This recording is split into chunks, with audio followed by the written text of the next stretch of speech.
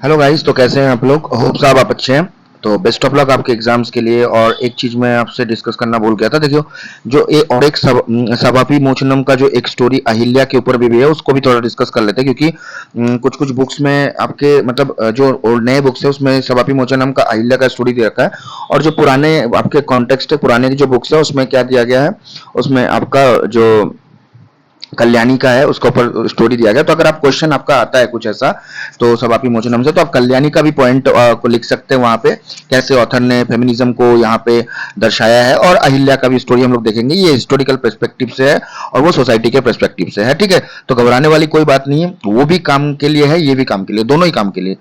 ठीक है, तो सबसे पहले देखेंगे जो यहाँ का जो पार्ट है, जो नया वाला बुक है, न्यू कॉन्सेप्ट में जो बताया गया आपको, न्यू बुक में जो बताया गया है, ठीक है, उसका देखते हैं। द एक्सर्प्ट सवापी मोचनम focuses on the emotional and spiritual journey of Ahilya, the wife of rishi Gautam, after being cursed and turned into a stone due to her unintentional transgression. This retelling highlights the inner turmoil, guilt, and eventual redemption of Ahilya when Rama comes into her life. Ahilya had been deceived by Indra, who took the form of her husband Gautam. ठीक है, upon discovering the truth, Gautam, though deeply hurt, did not curse her out of hatred. Both of them suffered in their own mental prisons. Gautam was concerned whether he was still worthy of Ahilya, and Ahilya worried whether she still deserves Gautam's love. तो यहाँ पे basically चीज क्या बताया गया है, यहाँ पे अहिल्या जो जी है और जो ऋषि गौतम के वाइफ है उसके ऊपर में है स्टोरी। तो वो देखो, उनका जो इनर फीलिंग है, जब इंद्र जी आए थे उनको डिसीव किया था। ठीक है, ठीक है, तो यहाँ पे जो कि है इंद्र जी ने उनको डिसीव किया था। तो पर गौतम जो है, ऋषि गौतम, इंद्र जी ने उनका रूप ले लिया था और उनको डिसीव किया था। मतलब एक तरह से मतलब ये करना, टेस्ट करना, या फिर छल, मतलब कोई भी होता है, मतलब टेस्ट करना कहते हैं उसको। ठीक है, तो ऐसा तो नहीं बोल सकते। ठीक है, तो टेस्ट करना, तो ऋषि गौतम को इसमें उनको मतलब उनको उन्होंने क्या, वो डीपली हर्ट हुए, पर उनको मतलब हेटरेट के बारे में, हेट की वजह से उन्होंने कोई उनको ये नहीं किया, कर्ज नहीं दिया। ठीक है, बोथ ऑफ देम, दोनों ने सफर किया मेंटल प्रिजन में, मतलब दिमाग से दोनों ने सफर किया। मतलब एक बहुत ही ये है, पर उन्होंने पूरी तरह से अहिल्या जी को पूरी तरह से अलग कर दिया था। ठीक है, तो देखो थोड़ा सा म्यूजिक, यहाँ पे एक पूजा हो रहा है भगवान जगन्नाथ जी का, बलराम जी का, सुभद्रा जी का, मैं जहाँ पे स्टे करता हूँ उसी के सामने। तो ये म्यूजिक वहां से बज रही है, तो थोड़ा सा आप लोग एडजस्ट कर लीजिएगा। ठीक है, मैं कोशिश कर रहा हूँ कि थोड़ा सा बंद कमरे में करने, मतलब ये करने के लिए, वीडियोस बनाने के लिए, फिर भी थोड़ा बहुत तो आ ही जाता है। पर भगवान का गाना सुनना एग्जाम के समय पे, पहले एग्जाम के दिन और सुबह सुबह अगर आप सुनते हैं भगवान का, तो बहुत अच्छे से ही आपका दिन जाता है मेरे ख्याल से। ठीक है, तो देखो, Gautam's love Ahilya's world turned bleak. जो गौतम के मतलब गौतम जी, अहिल्या भी उनके लिए वरी करती थी और अहिल्या जी के लिए भी वरी करते थे गौतम, पर एक्चुअली वो लोग दिखाते नहीं थे। ठीक है, वो लोग अलग कर दिए थे, मतलब एक दूसरे को। अहिल्याज वर्ल्ड, मतलब एक दूसरे को, अहिल्या जी को ज्यादातर। तो Ahilya's world turned bleak, her surroundings and herself became lifeless. उनका जो सराउंडिंग था वो लाइफलेस हो गया था। She felt that even nature rejected her. वो सोचती थी कि सिर्फ गौतम जी ही नहीं, मतलब वो नेचर भी उनको रिजेक्ट कर रही है। Her once joyful presence became withdrawn and fearful. Her voice gestures and even words became calculated and cautious. She avoided people's gaze and warmth. Even the arrival of guests made her uncomfortable, and she could not meet anyone's eyes due to her deep shame. Her salvation begins with arrival of Sita and Rama, whose divine presence starts to bring her healing. The sight of their pure love and joyful nature fills Gautam's heart with memories and for a forgotten sense of peace. Sita especially plays a crucial role in emotionally supporting Ahilya. Her presence lifts Ahilya's spirit, making her feel valued again. तो वो देखो, अहिल्या जी सोचती थी कि मुझे nature भी मतलब धिक्कारता है, मैं किसी के सामने जा नहीं सकती, सब हर किसी का नजर मुझे धुतकार की नजर से देखता है, शेम की नजर से देखता है। पर उनका जो एक मोक्ष शुरू हुआ जब सीता और राम जी आए, उनका जो प्रेजेंस था, वो उनके आने के बाद हील होना शुरू हुआ। जो उनका जो प्योर लव, जॉयफुल नेचर, और गौतम जी के लाइफ हार्ट को मेमोरीज और जो भी पुराने चीजों से भर दिया था, पीस, इनर पीस। ठीक है, सीता जी उनके लाइफ में बहुत क्रूशियल रोल प्ले करती है अहिल्या जी के रोल में, सपोर्टिंग अहिल्या। ठीक है, her present lift Ahilya spirits, making her feel valued again. तो उनका जो प्रेजेंस उनके लाइफ में था, उनको फिर से दोबारा वैल्यूएशन देता है। ठीक है, अब देखते हैं द इमोशनल क्लाइमेक्स ऑकर्स। अब देखो इमोशनल क्लाइमेक्स कब आता है, when Ahilya and Sita converts. Ahilya is surprised by Sita's calm attitude towards her past and her understanding of pain। ठीक है, जब अहिल्या जी के बारे में पता चलता है तो सीता बहुत काम हो जाती है, सीता जी, और उनके पास्ट के बारे में समझती है, उनके दुख को समझती है।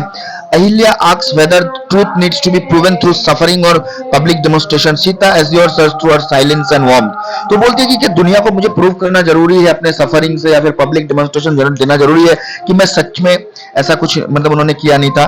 तो सीता एश्योर करती है, मतलब चुपचाप रह के वार्मथ से, मतलब एक अपना इनर हेल्थ मतलब इनर सोल से बोलती है कि नहीं ऐसा कुछ नहीं है।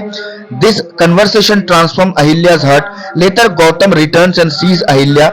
When he embraces her, her stone-like heart softens. Redemption arrives with Rama's presence, who blesses her, ending her curse.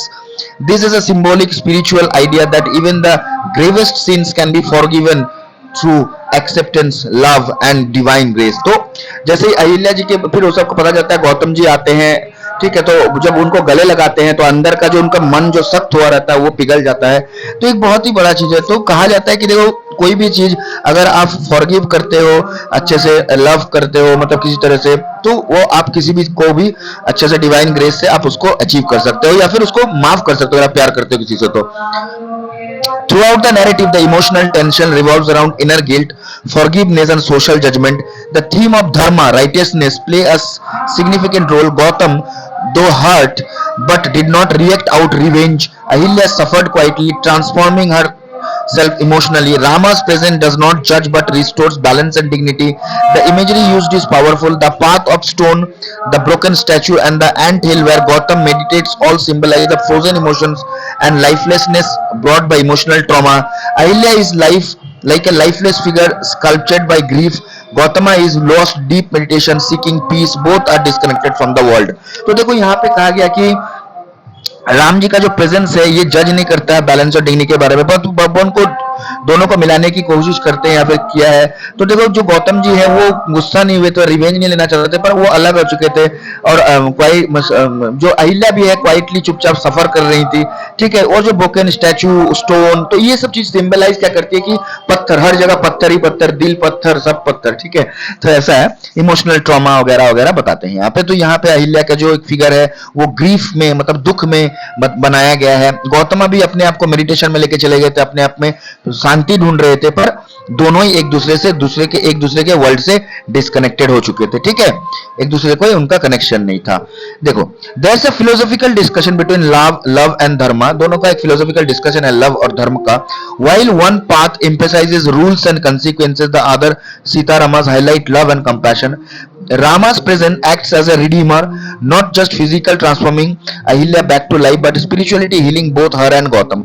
देखो राम जी दोनों का एक अलग ही धर्म और लव का एक बहुत ही बड़ा सिस्टम है यहाँ पे, ठीक है। फिलोसॉफिकल डिस्कशन है। देखो एक चीज क्या आता है, एक तो रूल्स बताता है जैसे धर्मा में, ठीक है। द अदर चीज क्या है, लव एंड कंपैशन है, जैसे सीता राम जी का है। तो राम और सीता जी लव भी करते थे और धर्मा भी बताते थे, मतलब वो सिर्फ फिजिकली एक दूसरे को ट्रांसफॉर्म नहीं कर रहे थे, मतलब अहिल्या को अपने आप स्पिरिचुअल लाइफ में बैक नहीं कर रहे थे, पर दोनों को हील भी कर रहे थे तरीके से, प्यार मोहब्बत दिखा के, बता के, उसका इंपॉर्टेंस बता के, है ना।